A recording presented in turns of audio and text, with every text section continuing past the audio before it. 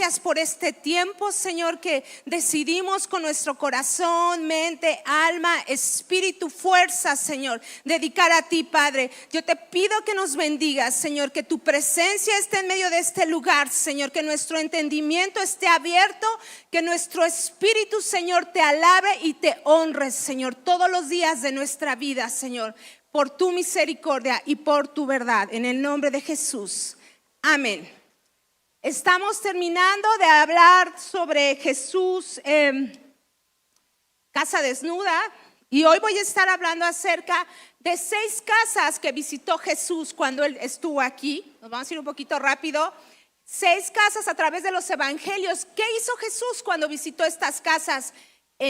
Cuando Él estuvo dentro de su ministerio y que comenzó a conocerlo la gente. Y vamos a ver si tú quieres anotar, la primera casa que vamos a hablar hoy está en Lucas 19 del 1 al 10.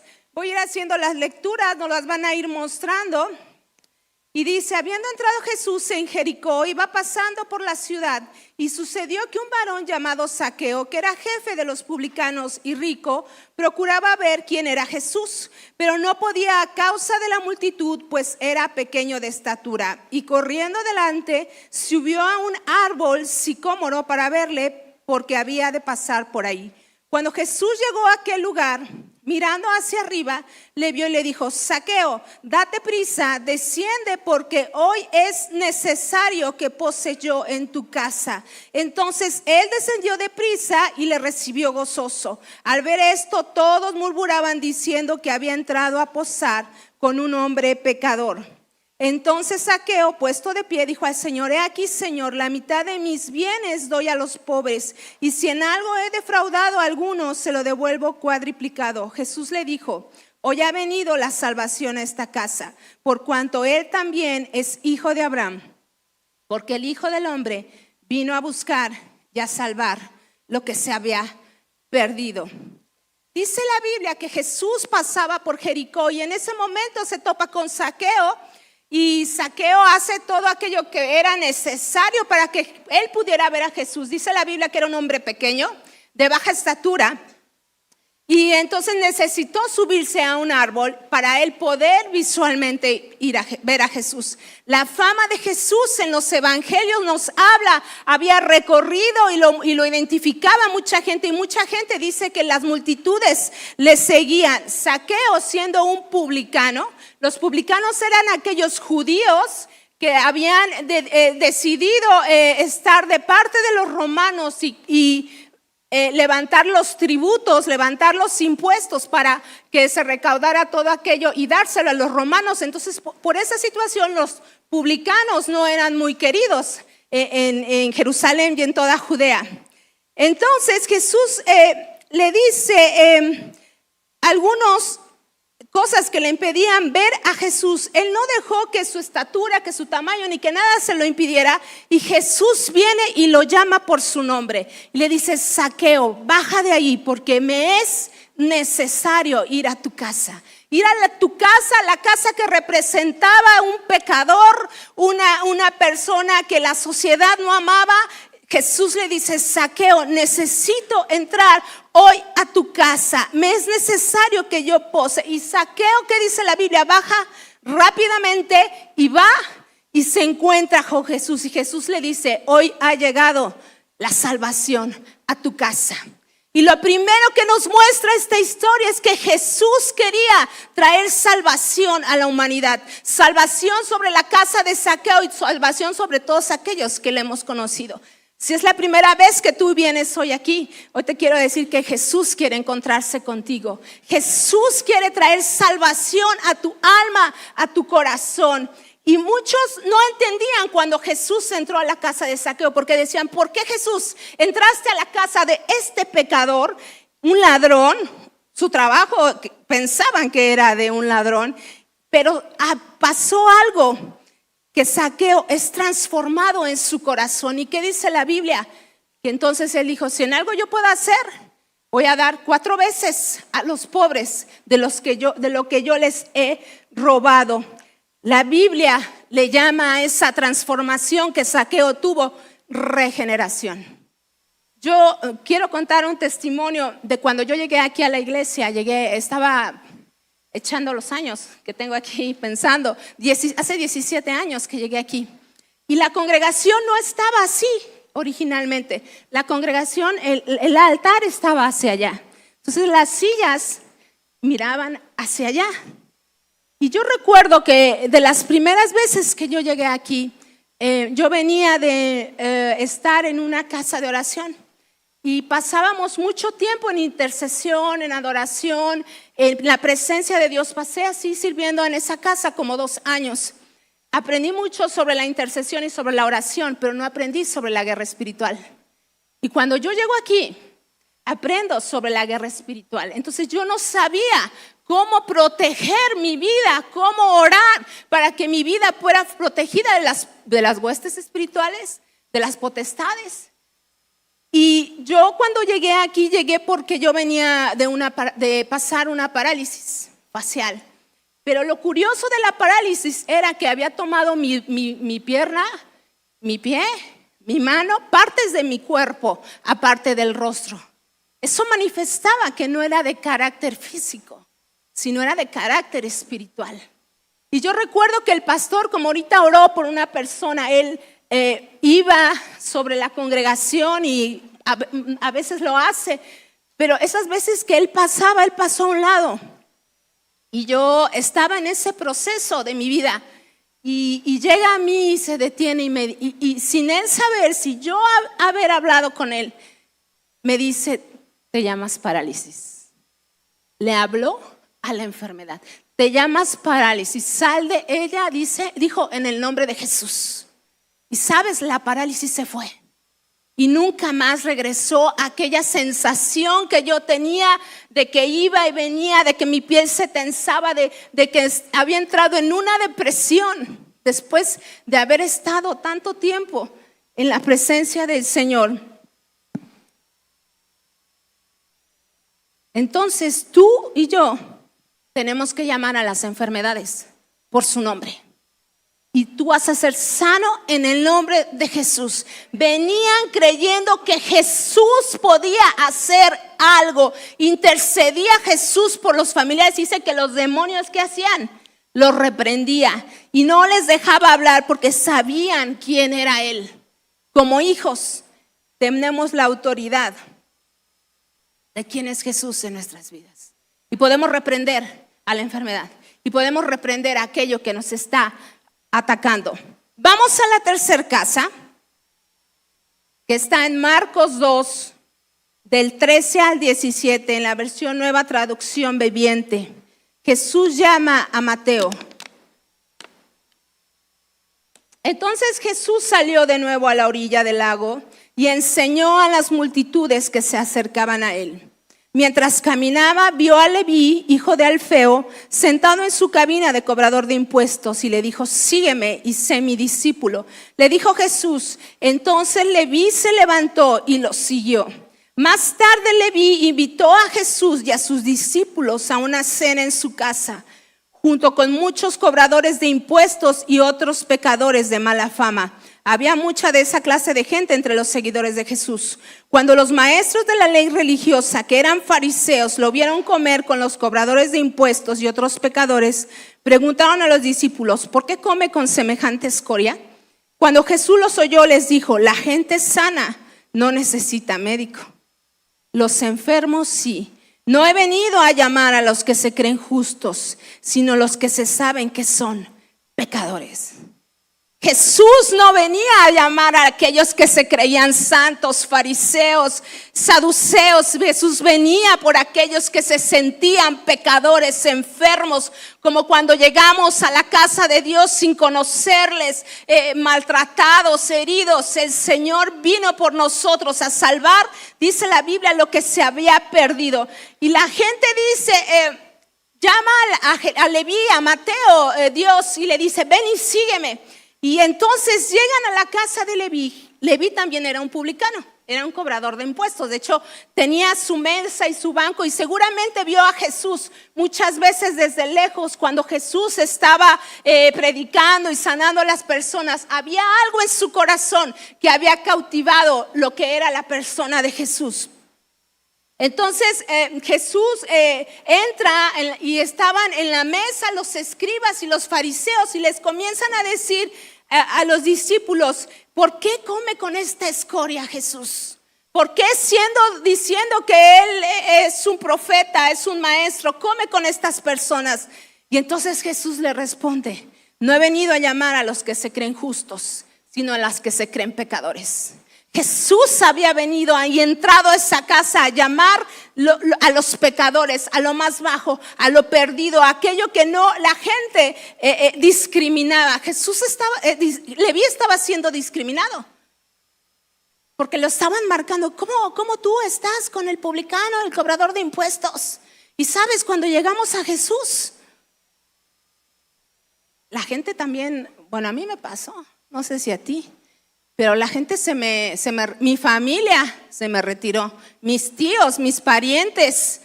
Cuando nosotros llegamos a Cristo y creímos Él, se nos hicieron a un lado.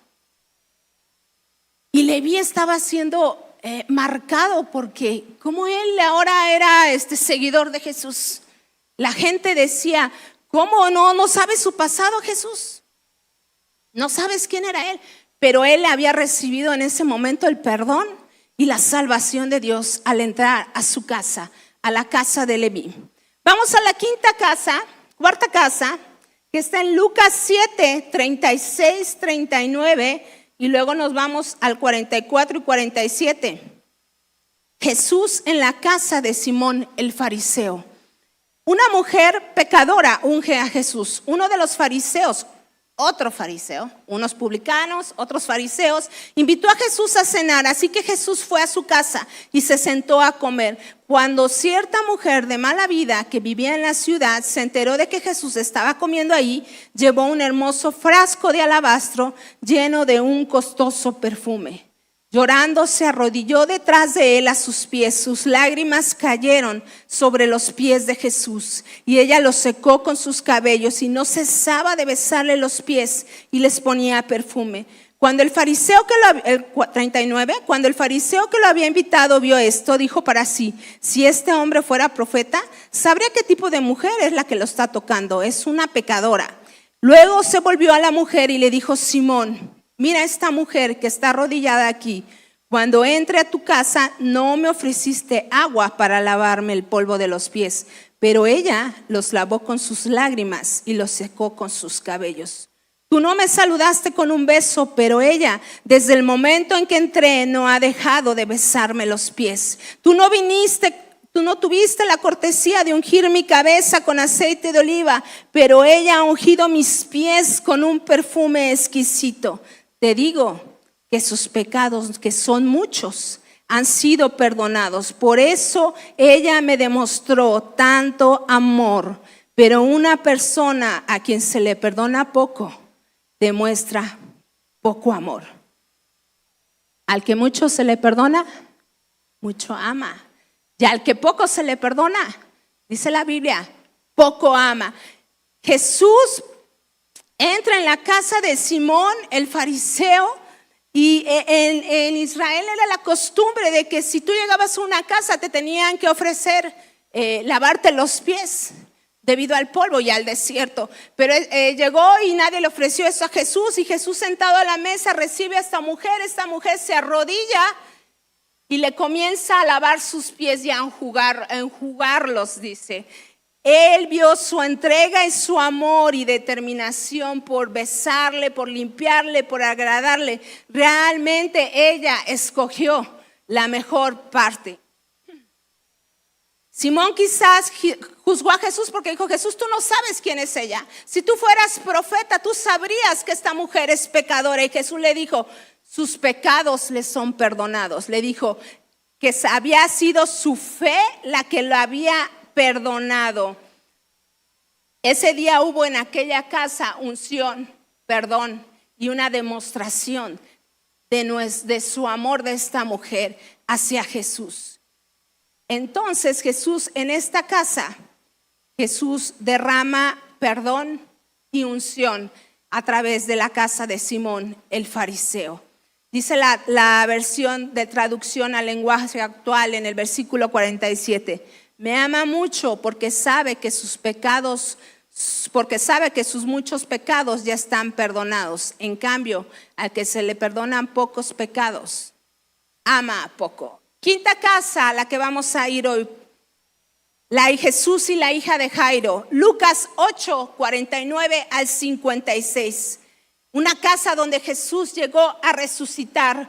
Dice, estaba hablando aún cuando vino a la casa el principal de la sinagoga a decirle, tu hija ha muerto, no molestes al maestro. Oyéndolo Jesús le respondió, no temas, cree solamente y serás salva. Entrando en la casa, no dejó entrar a nadie consigo, sino a Pedro, a Jacobo y a Juan, y el padre y a la madre de la niña. Y lloraban todos y hacían lamentación por ella. Pero él le dijo, no lloréis, no está muerta, sino duerme. Y se burlaban de él sabiendo que estaba muerta. Mas él, tomándola de la mano, clamó diciendo, muchacha, levántate. Entonces su espíritu volvió e inmediatamente se levantó, y él mandó que se le diese de comer. Y sus padres estaban atónitos, pero Jesús le mandó que a nadie le dijesen lo que había sucedido. Este padre llega con Jesús y le dice, Jesús, mi hija ha muerto.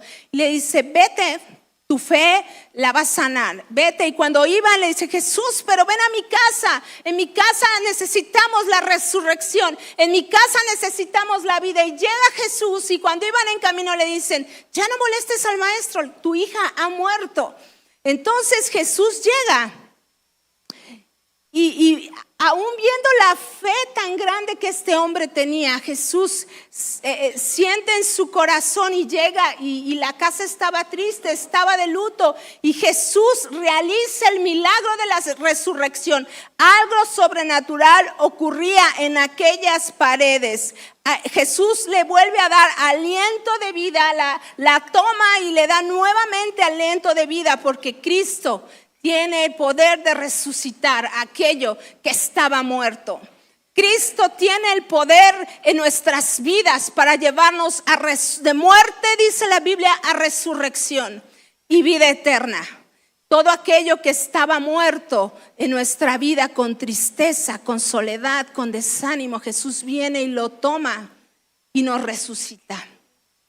Reconocer que hay poder en Jesús es lo que este hombre hizo al intentarlo llevar, al intentarlo tomar. Jesús, en ti hay poder y resurrección. Debemos entender que nuestra provisión, que nuestra esperanza viene de Jesús. Y viene Jesús y puede entrar a tu casa y puedes orar y decirle, Señor, yo te pido por mi marido, por mi hijo, por mi esposa, por mi madre, por aquel que está aún muerto espiritualmente. Señor, resucítalo a vida y resucítalo a vida eterna. Jesús, como este hombre, necesita que tú levantes tu voz, por aquellos que aún no han sido salvos, por aquella familia que aún no ha conocido de Cristo y que te pertenece. Orar por ellos.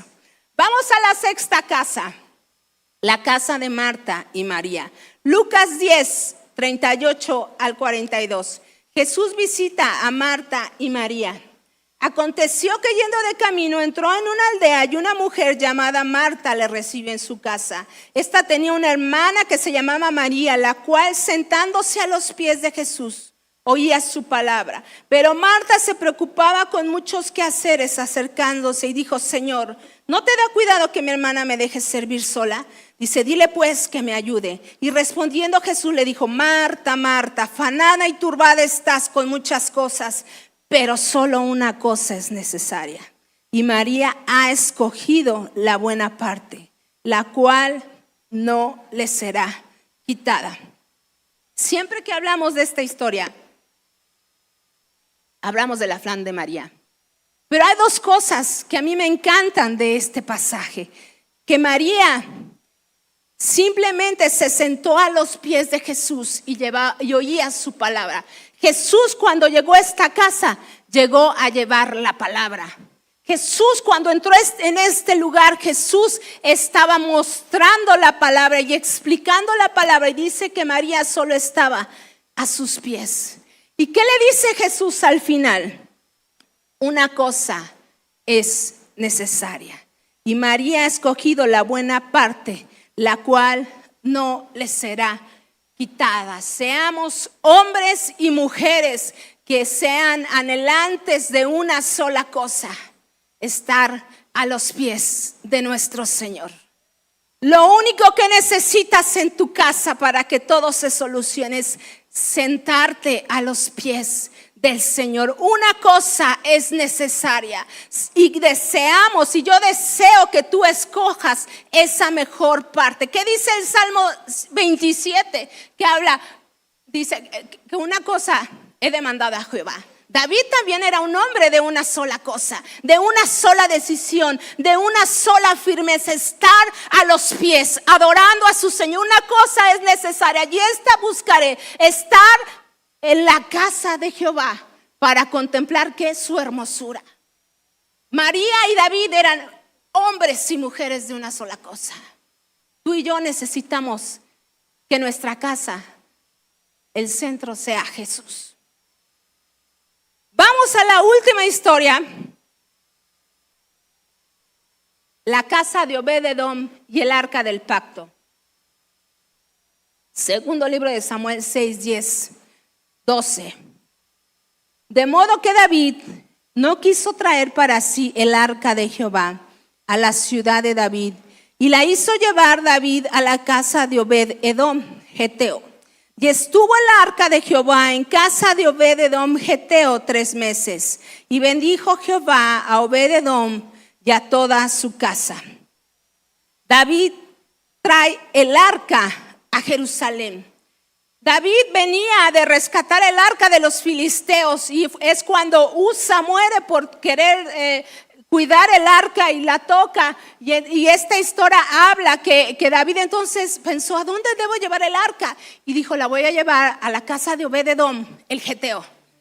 Y dice la palabra que la casa de Obed-edom fue bendecida por la sola presencia del arca en su casa. 3 meses el arca estuvo posada ahí, y la presencia, me quiero imaginar cómo se sentía esa casa. Tú debes ser un atraidor de la presencia de Dios a tu casa. Tú debes de ser un Obed-edom. Y dice que cuando traían el arca y cuando recogían el arca, dice la Biblia, dice: y llevó con alegría el arca de Dios de casa de Obed-edom a la ciudad de David. Cuando llevaban el arca y cuando la sacaban, dice que había una alegría impresionante. Habían hecho sacrificios, habían cantado, habían danzado, porque el arca, que representaba la máxima presencia de Jehová, había bendecido esa casa. Y Obed-edom, dice la Biblia, que era un portero. Era aquellos que cuidaban del altar de Dios. Y dice que también era un músico. Y él vivía para el templo. Su vida era dedicada para el templo de Dios. Dice la Biblia también más adelante que Dios bendijo las generaciones de Obed-edom hasta la 3ª y 4ª generación. Y dice la Biblia que fueron hombres fuertes, valientes, esforzados y bendecidos, porque habían atraído la presencia de Dios a su casa, y Jehová había posado en él. Dice Primera de Crónicas 26:8: todos estos de los hijos de Obed-edom, ellos con sus hijos y sus hermanos, dice, hombres robustos y fuertes para el servicio. 62 de Obed-edom. Su 3ª generación, dice, fue de gibores, es decir, de valientes y hombres de fuerza. Dios bendijo la casa de Obed-edom, su familia, sus hijos fueron bendecidos, tuvieron riquezas. Dios bendijo todo lo que tenían, porque habían reconocido que la presencia de Dios tenía que morar sobre su casa y que ellos amaban la presencia de Dios. ¿Qué cosa ocurre cuando Cristo está en el hogar? Solo tomé 3 cosas para terminar. Lo primero que cambia en el hogar son las prioridades, porque Jesús es tu prioridad, porque el reino debe ser tu prioridad, porque todo debe de girar en tu casa en torno a Cristo Jesús. Porque los que buscamos el reino de Dios y su justicia primero, todo lo demás es añadido. Por eso cuando hay una bendición generacional, podemos ver que Dios multiplicó sobre las generaciones, porque hubo uno que decidió obedecerle y la bendición alcanzó a otros. Todo debe de girar en torno a Jesús. Lo segundo que Dios cambia en tu casa es tu corazón. Así como transformó el corazón de Zaqueo y no volvió a ser igual, y revolucionó y creó una regeneración en su vida, así Jesús cambia y transforma tu corazón. El temor ya no es más, la tristeza ya no es más, el desmayo ya no es más. Ahora confiamos y dependemos de Dios, porque el temor se fue y ha llegado la fe. ¿Qué pasa también cuando Cristo llega al hogar? Cambia nuestras actitudes para con Dios y con los hombres. Dios nos transforma y Él nos marca para bendecirle, para amarle. Hay un principio de la Escritura, y es que el verdadero evangelio es el que se lleva a tu casa, el que se vive en tu casa. Que la palabra de Dios sea lo que viva, mantenga, sustenta tu hogar.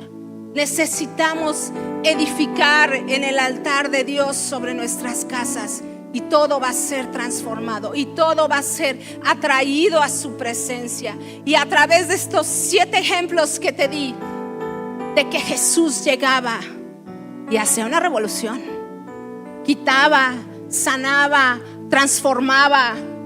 Lo criticaban, pero Jesús, cuando llegaba a la casa, había algo que sucedía. La unción llegaba, la presencia llegaba, y Él transformaba todo. ¿Qué dice Josué 24:15? Y si mal os parece servir a Jehová, escogeos hoy a quien sirváis, si a los dioses a quienes sirvieron vuestros padres cuando estuvieron al otro lado del río, o a los dioses de los amorreos en cuya presencia habitáis. Pero yo y mi casa serviremos a Jehová. Amén, amén, amén, amén. Vamos a orar. Ponte de pie. Vamos a orar por nuestra casa. Señor, hoy te pedimos, Padre, que tu presencia, Señor, comience desde ahora, Señor, a rodear esta casa espiritual que es nuestra iglesia. Señor, oramos por este edificio, por el cuerpo de Cristo, Padre. Que tu presencia, Señor, sea atraída, Señor, a nuestras vidas. Que tu presencia, Padre, sea atraída, Señor, a nuestras casas. Señor, que pongamos el fundamento de tu palabra, Señor, y que Jesús hoy llegue a nuestra casa. Que Jesús hoy transforme, Señor, lo que tenga que transformar, lo que tenga que sanar. Si estás enfermo, Señor, sáname, Padre. Si estás enfermo, comienza a declarar como cuando Jesús sanó a la hija de Jairo, cuando su presencia fue aclamada, Señor.